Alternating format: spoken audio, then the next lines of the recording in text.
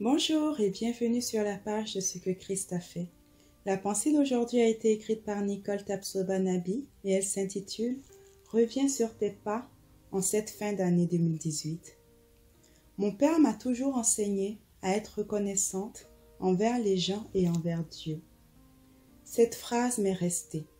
Sois reconnaissante envers les gens, même s'ils t'ont hébergé qu'une seule nuit. La reconnaissance revient à notre Dieu. Parfois, nous pensons qu'il faut être reconnaissant uniquement lorsque nous obtenons ce que nous désirons. Et pourtant, il nous faut être reconnaissant envers Dieu en tout temps, et même si nous n'avons pas obtenu ce que nous voulons. Tout au long de l'année 2018, Dieu a certainement fait de grandes choses dans notre vie. Arrêtons-nous un instant et regardons ce que Dieu a fait. Pour ces 10 lépreux, à l'époque, voilà ce que Dieu avait fait dans leur vie. Ils avaient obtenu la guérison. Nous voyons ceci dans Luc 17, versets 12 à 16.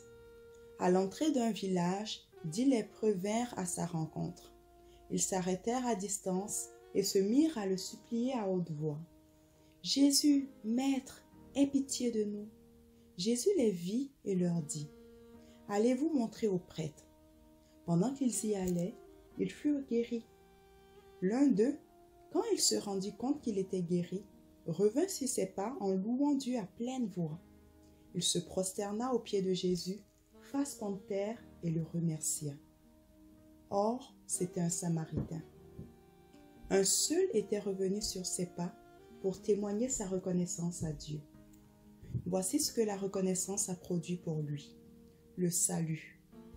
Le plus beau cadeau au-delà de la guérison qu'on peut donner à un homme. Les 9 autres ont aussi été guéris, mais ont continué leur chemin et rien d'autre. C'était comme un acquis pour eux, normal. Jésus devait le faire. Il l'a fait et c'est tout.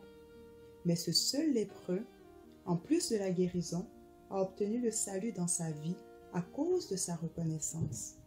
La reconnaissance fait déclencher quelque chose de surnaturel en plus dans notre vie. Soyons reconnaissants, même si nous n'avons pas obtenu ce que nous désirons. Difficile de dire merci dans la douleur, dans la peine, dans l'incompréhension, et j'en passe. Lorsque j'étais très jeune, j'avais un oncle qui aimait me dire « Toute chose concourt au bien de ceux qui aiment Dieu ». Je n'aimais pas du tout ça. Je trouvais ce verset de la Bible très dur lorsque je regardais ce que je vivais, ma réalité par rapport à la vérité, la parole de Dieu. J'ai connu des échecs dans ma vie et pour moi, l'amour de Dieu ne pouvait pas me permettre de connaître l'échec. J'étais à l'école de Dieu et à chaque fois, j'échouais au test de Dieu, quand les circonstances étaient contraires bien sûr à ce que j'attendais. Lorsque j'ai compris que même l'échec pouvait concourir à mon bien, c'est-à-dire que Dieu pouvait utiliser ce moyen pour mon bien, ma perspective des choses a totalement changé. Lorsque l'échec s'est présenté à nouveau, j'ai commencé à bénir Dieu dans la douleur. Je lui ai dit merci, ne serait-ce que pour le souffle de vie, sa protection durant ce temps. Tenez-vous bien, quand j'ai commencé à bénir Dieu avec les larmes, dans la douleur, l'échec s'est changé en succès. C'était un test pour moi. Dieu voulait voir encore mon état de cœur. Allais-je le bénir seulement quand tout allait bien ou même quand les choses iraient mal? Gloire soit rendue à notre Dieu, car cette fois-là, j'avais réussi le test. Alors, pour cette fin d'année, réfléchissons. Certes, l'année n'a pas été comme certains l'auraient souhaité, mais Dieu connaissait toute notre année et nous devons lui être reconnaissants. Comme le dit 1 Thessaloniciens 5, verset 18. Nous devons lui être reconnaissants pour tout ce qu'il a fait, car toute chose concourt au bien de ceux qui aiment Dieu. Romains 8, verset 28. Pendant des années, il m'a été vraiment difficile d'accepter ce verset, mais aujourd'hui, je peux vous affirmer qu'il est vrai.